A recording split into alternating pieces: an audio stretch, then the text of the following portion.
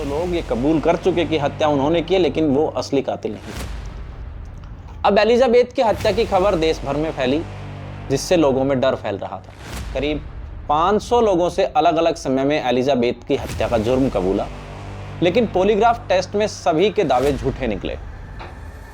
वहीं हत्या का आरोप अपने सिर पर लेने वाले कई लोग तो ऐसे भी थे जिनका एलिजाबेथ की मौत से पहले जन्म ही नहीं हुआ था। तो ये थी एलिजाबेथ शॉर्ट की मौत की कहानी, जिसे अमेरिकन हिस्ट्री का सबसे क्रूर हत्याकांड माना जाता है।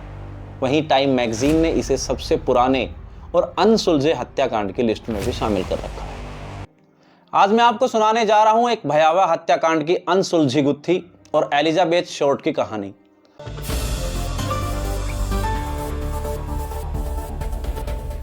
नमस्कार, आप देख रहे हैं दैनिक रेडियो पर क्राइम रिपोर्ट्स।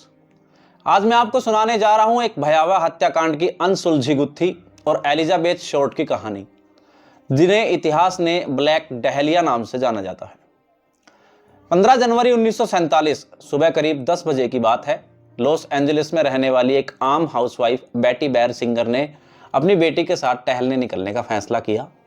सड़कें खाली थी और सन्नाटा पसरा हुआ था।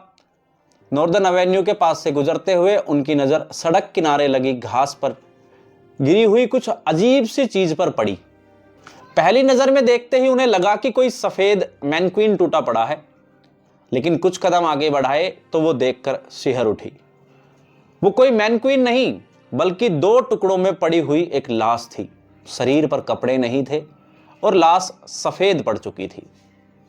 ये भयावह मंजर देखने के बाद बेटी ने तुरंत अथॉरिटी को इसकी सूचना दी। लॉस एंजलिस पुलिस डिपार्टमेंट लाश की दुर्गति देखकर हैरान था।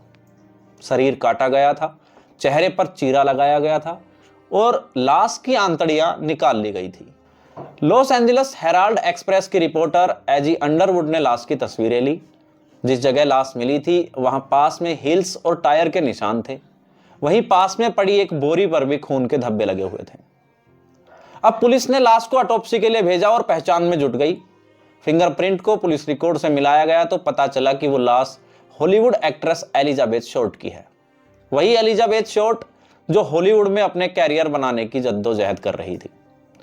केस से जुड़े हर अफसर, हर डिटेक्टिव और जर्नलिस्ट का बस यही एक सवाल था कि आखिर एक मामूली एक्ट्रेस को इतनी बेरहमी से कोई क्यों मारेगा। लेकिन एक सवाल जिसका जवाब कभी नहीं मिल सका। कई नोवेल लिखी गई, कई फिल्में और सीरीज बनी, 500 लोगों के कबूलनामे भी आए, लेकिन हत्याकांड का खुलासा नहीं हो पाया। 500 लोग ये कबूल कर चुके कि हत्या उन्होंने की, लेकिन वो असली कातिल नहीं थे। 16 जनवरी को एलिजाबेथ शॉर्ट की ऑटोप्सी हुई। इसमें सामने आया कि उनके सिर, टखनों, कलाई और गर्दन पर चोट के निशान थे। राइट ब्रेस्ट को काटा गया था।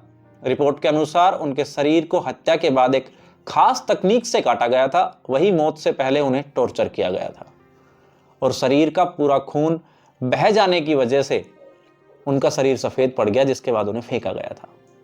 अब इस मारपीट और टॉर्चर के चलते हेमरेज से उनकी मौत हो गई थी। एलिजाबेथ शॉर्ट हत्याकांड के बाद लॉस एंजलिस में सनसनी मच गई। मीडिया हाउस में उनकी मौत की अलग अलग थ्योरी सामने आने लगी। प्रेस ने उन्हें ब्लैक डहलिया नाम दिया। दरअसल डहलिया एक फूल का नाम होता है।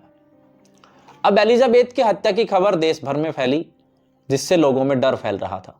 इसी बीच मशहूर न्यूज़पेपर एग्जामिनर के दफ्तर में एक शख्स आया। उस शख्स ने दावा किया कि उसने एलिजाबेथ की हत्या की है। हालांकि पुलिस जांच में उसका यह दावा गलत साबित हुआ। वहीं पहले 24 जनवरी को द एग्जामिनर के दफ्तर में एक संदिग्ध लिफाफा भेजा गया, जिसमें एलिजाबेथ शॉर्ट के बर्थ सर्टिफिकेट, बिजनेस कार्ड से लेकर उनकी तस्वीरें भी थी। उस लिफाफे को जब जांच के लिए भेजा गया तो सामने आया कि पहचान गुप्त रखने के लिए लिफाफे और उसके अंदर मौजूद सामान को पेट्रोल से धोया गया है। ठीक इसी तरह एलिजाबेथ की बॉडी से भी फिंगरप्रिंट मिटाने के लिए पेट्रोल से धोया गया था। पुलिस का मानना था कि लिफाफे को हत्यारे ने ही भेजा है। हालांकि जब पुलिस ने जांच की तो पुलिस के हाथ कुछ नहीं लगा। फिर अगले दिन द एग्जामिनर को एक और पैकेट मिला, जिसमें एक हैंडबैग और एक जूता था। पुलिस ने जांच में पाया कि इन दोनों सामानों को भी पेट्रोल से धोया गया है। हालांकि इसके जरिए भी पुलिस हत्यारे तक पहुंचने में नाकाम रही।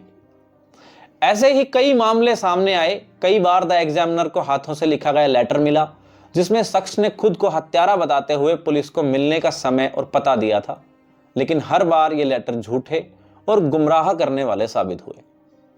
ऐसे में फ्लोरिडा के बीच के केयरटेकर को 14 मार्च को एक जूते में रखा हुआ सुसाइड नोट मिला, जिसमें शख्स ने दावा किया था कि उसने एलिजाबेथ शॉर्ट का कत्ल किया है।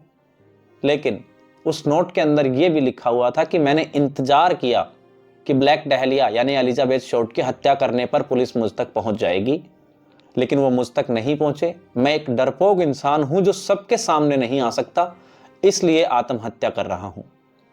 मैं इसमें खुद की भी मदद नहीं कर सकता। और खत के आखिर में लिखा था, सॉरी मैरी। मैरी शायद या तो उस शख्स की पत्नी या फिर प्रेमिका रही होगी। समुद्र तट पर उस लेटर के पास आत्महत्या करने वाले शख्स का कुछ सामान भी बरामद हुआ था, जिसमें एक एड्रेस बुक भी थी और उसमें मशहूर बिजनेसमैन मार्क हैंसन का भी नाम था। मार्क हैंसन एक नाइट क्लब और थिएटर का मालिक था। हैंसन की गिरफ्तारी से इस हत्याकांड को एक नई दिशा मिली, क्योंकि हैंसन वाकई में एलिजाबेथ को जानते थे। अब हैंसन ने पुलिस को बताया कि द एग्जामिनर को भेजा गया पर्स और जूता एलिजाबेथ शॉर्ट का ही था। इसी बीच पूछताछ में एलिजाबेथ शॉर्ट के रूममेट और दोस्त एंटोथ ने बताया कि एक बार हैंसन ने एलिजाबेथ से सेक्सुअल फेवर मांगा था, लेकिन उन्होंने साफ इनकार कर दिया। अब पुलिस ने हैंसन को संदिग्ध मानते हुए जांच शुरू कर दी। वहीं डिटेक्टिव इटवेल को भी मानना था कि हैंसन ने एलिजाबेथ से बदला लेने के लिए अपने दोस्त से उनकी हत्या करवाई, जिसने बाद में आत्महत्या कर ली। हालांकि हैंसन के खिलाफ कभी कोई सबूत नहीं मिला।